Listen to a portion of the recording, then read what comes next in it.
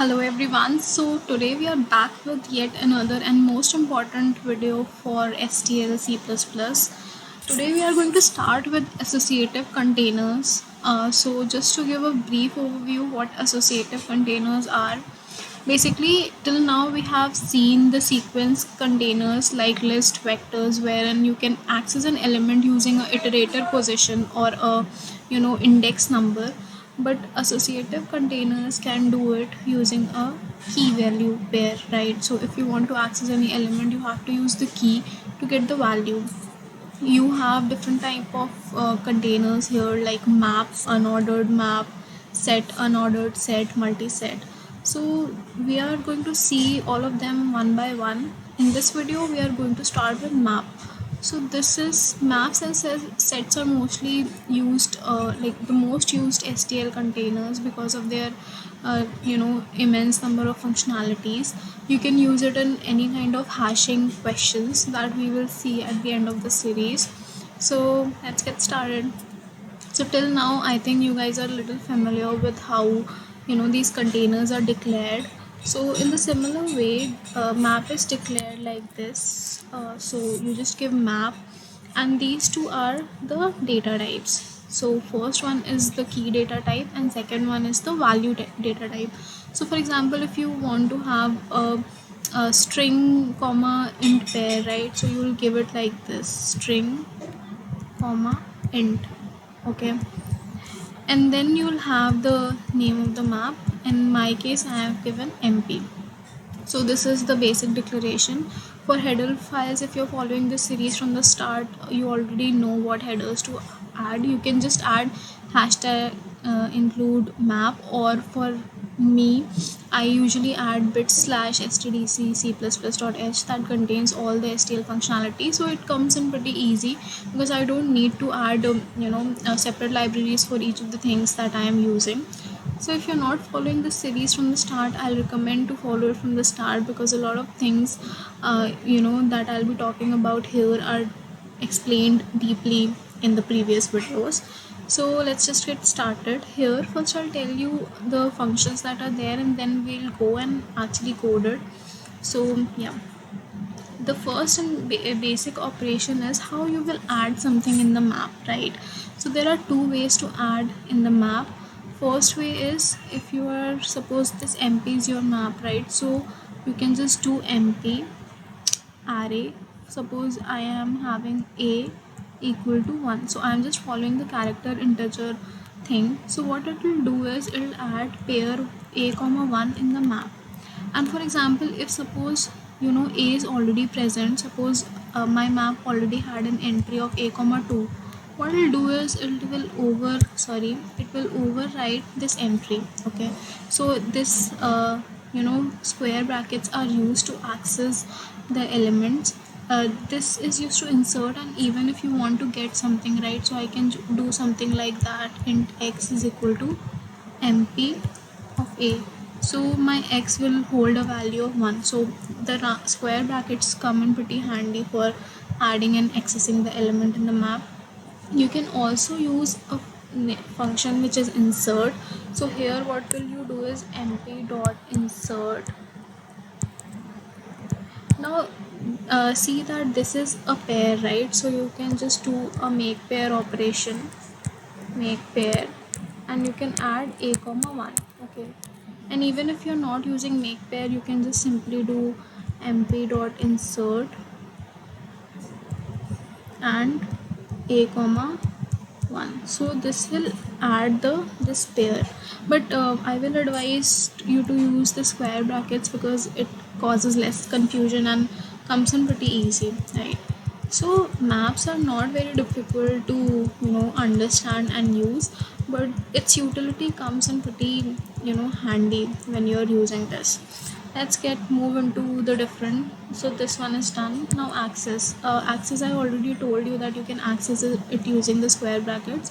Similarly, you can use a function add. So you can just simply do mp dot add and the whatever the key is there, so it will return you 1. So you can simply print this or you can store it in an integer variable. Okay, then the next category is capacity. So for capacity, what you can do is you can have these three functions. First is the size. So size will give you whatever number of elements are there, whatever the number of pairs are there in the map.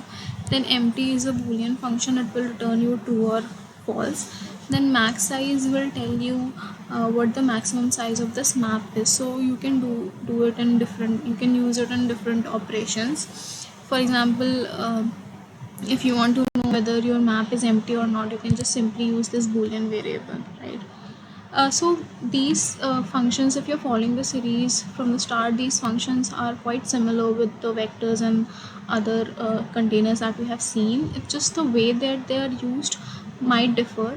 So if you're following the series, this video will be very simple for you. So if you're not following the series, I will have this series link in the description. Go and just watch the videos. Then again, the next is iterator. So begin, as we have already seen in the vector, right? So suppose this is our kind of map container containing all the pairs, right?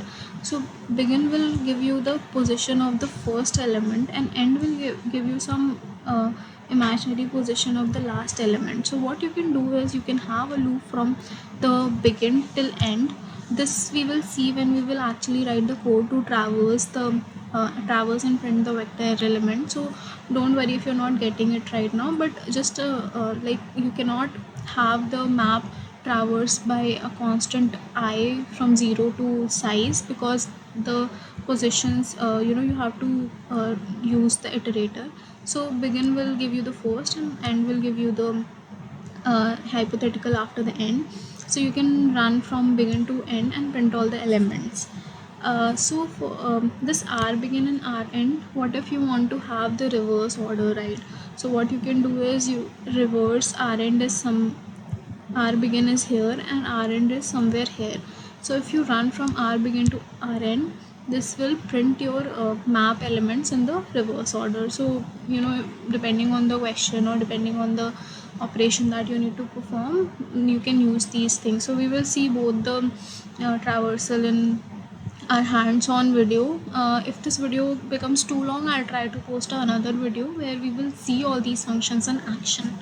Okay, now comes the most important functions of this map, that is operations. Okay, so usually this map or set are used in questions where you need to either find whether this is present in map or not, or if you want to count the frequency of some, like one question is given in string, right? You need to find the frequency of each of the characters. So here you can just have the character as your key value, and in the value you can store the frequency. So for that, this find comes in pretty handy. You need to find whether this key is present in your map or not. So you need you do this find. So what you do is basically mp.find. Suppose I need to find a, right? It is not equal to mp.end. Okay, so this is a condition that you use. If it doesn't become equal to the end, that means our map contains this element. Okay, if it becomes equal to the end, that means it doesn't include that element. So we'll see this in detail. Then count. So count basically returns the count of how many times the key is present. But remember, in map, an unordered map, this key is unique. Okay, so you cannot have like that a comma 1 and a comma 2. This we will see that in multiset where key can be twice, but here the key is always unique. If you, as we saw, right, if you are to insert some other same key with other value, it will just override. So in this case, the count will return 1 if this key is present, and count will return 0 if this key is not present. Okay, then comes upper bound. So we have two functions basically, upper bound and lower bound. Okay, so what upper bound will do is upper bound will give you, for example, if you have this element present, right, a comma 1, or suppose if I have integer suppose 7 and some character a, and if you are is using an upper bound for 7, what it will do, the next element, it will return the next element of 7. Like for example, you have 9 comma something, so it will return the iterator of this position. And if it exceeds, suppose you have elements till 6 and you are asking for 7, it will return you the size of the map and value as 0. So don't get don't I will show you this in detail in the next video. Then lower bound, what it will give is, suppose you are asking for 7 and 7 is already present. So if 7 is already present, it will return this pair. If 7 is not present, it will return the next greater pair. If this exceeds the greatest pair of the map, then it will return the size. Okay.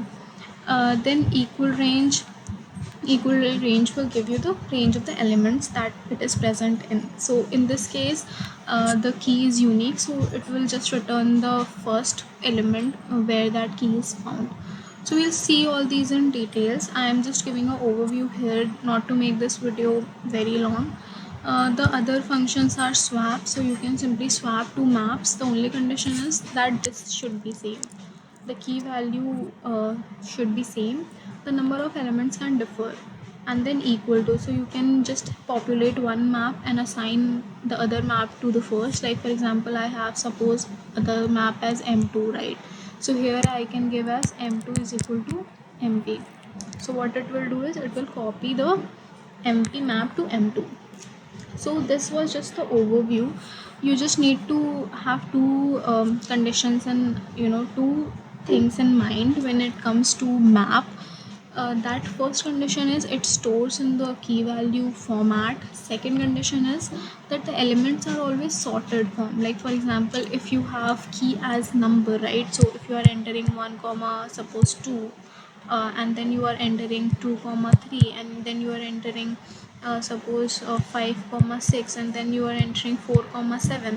So if you print it, it will be sorted in the terms of key 1 2 4 5, right?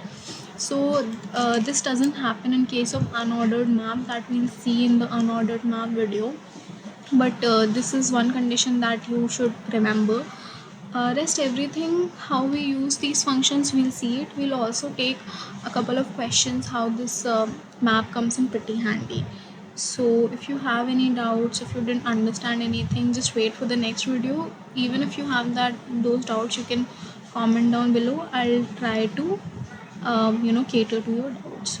Thank you so much.